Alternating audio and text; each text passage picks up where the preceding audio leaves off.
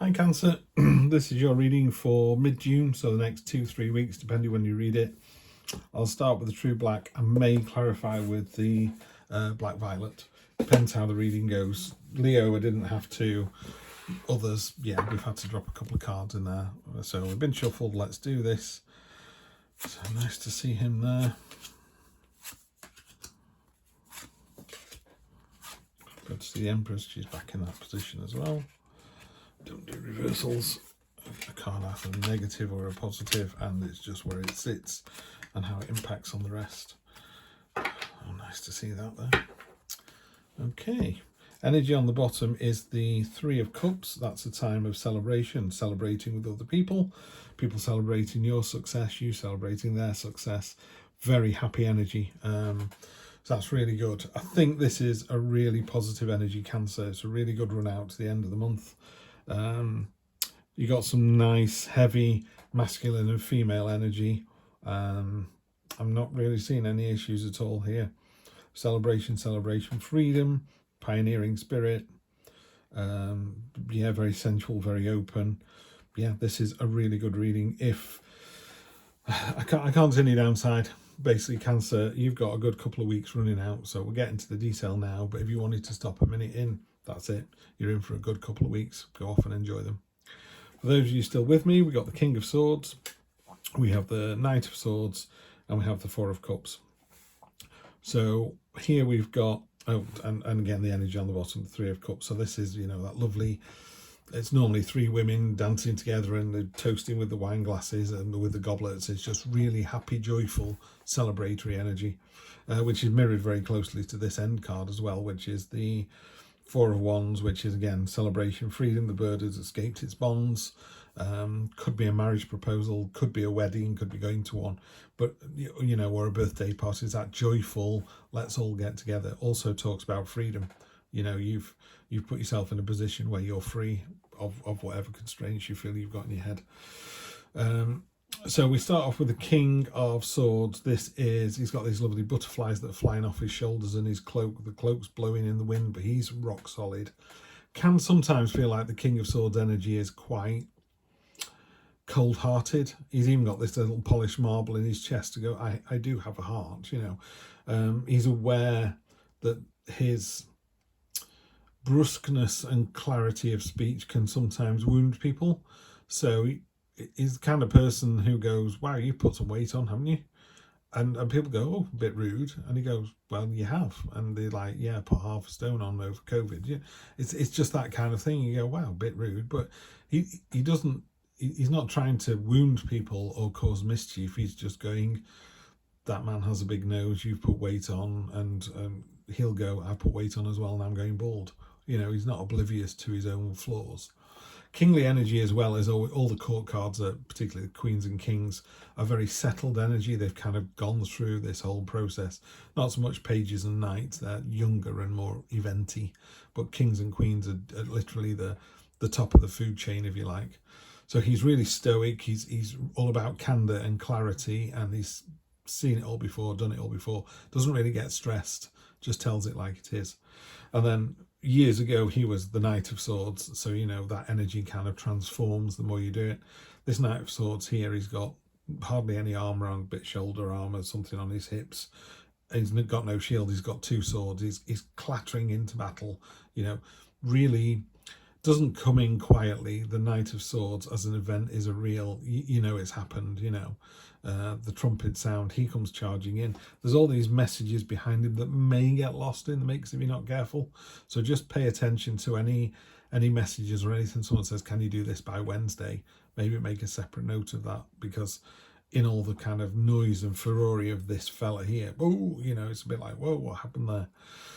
So it's good, it's dynamic, it's enthusiastic. There's no issue with these cards. That they tell it like it is. Sword cards are, they're about intellect. They're about clarity, cutting through the nonsense, cutting through the waffle.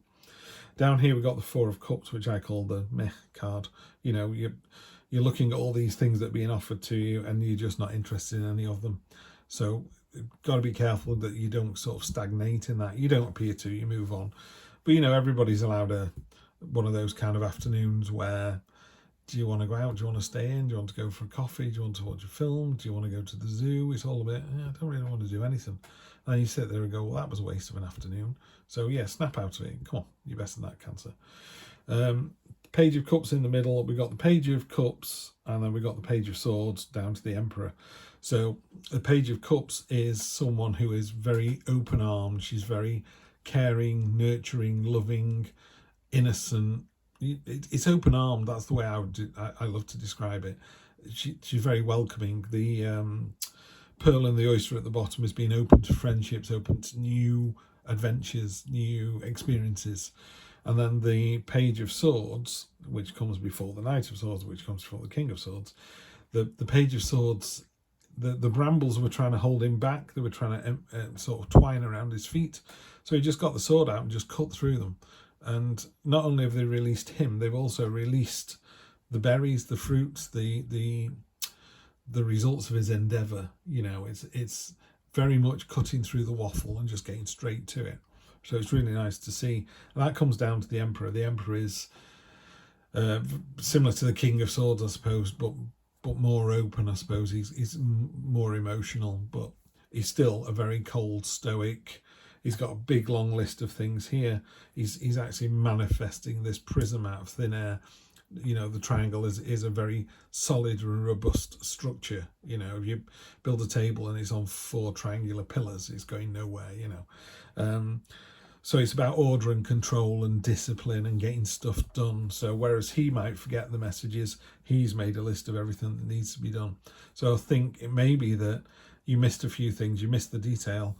Moving forward, you don't do that. You're still enthusiastic and excited and open-armed about it and ready for the experience, but you're just making a few notes so you don't miss anything. Bit of order and control there. And then towards the end of the month, you've got the Empress, the 2 of Wands, and the 4 of Wands. The Empress there's a couple of things. One, if you're trying to get pregnant, it's a good card to see. If you're not trying to get pregnant, it's not a good card to see. But she's about sensuality. She's about being very in touch with nature and the cycles of nature. You know, you plant the seed, it grows into something, you harvest it, you start the process all over again. But she's just sensual is a really strong, it's a really good word. And we're not talking about someone who is attractive or sexual. Sensual is a different thing, isn't it? You know, someone kind of slinks into the room like a cat, you know, very sensually. Is that kind of energy. Lovely energy to have, you know.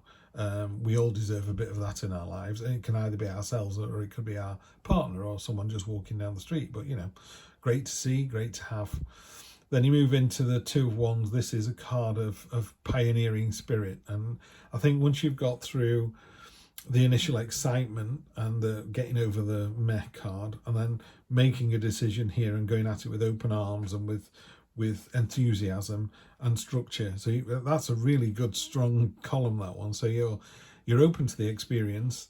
You're not going to take any waffle. You've got the enthusiasm, like, yeah, that sounds like a great idea. Let's go to Hong Kong. And then make sure you got your passport, you know. So one builds to the other, which builds to the other. Like I say, you end up at the Empress, which is a lovely, nurturing, sensual energy. If I don't know, the word that's popping into my head is juicy. You know, it's a really juicy, I don't know, it just feels good, you know.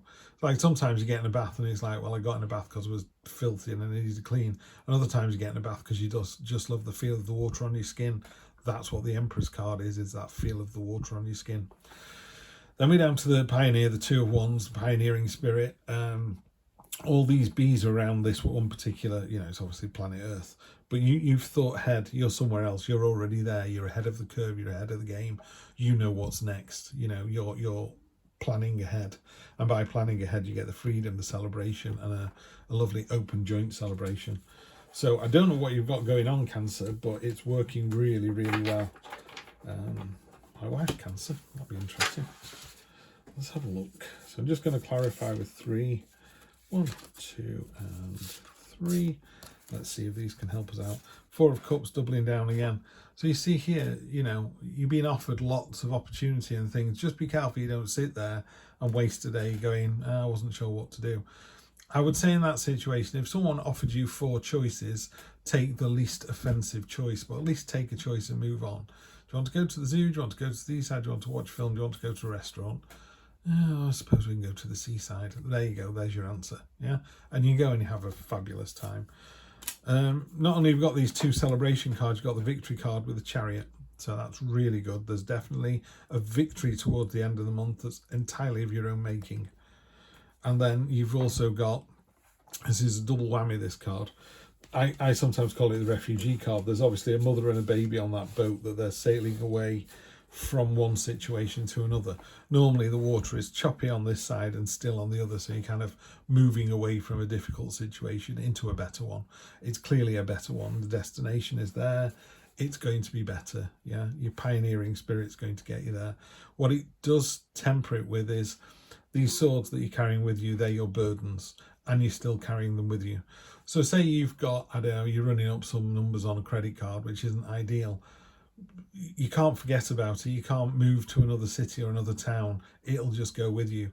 If you've been, I don't know, not your highest self during the day, and you put your head on the pillow and go, do you know what? I could have done that better. I could have done that day better.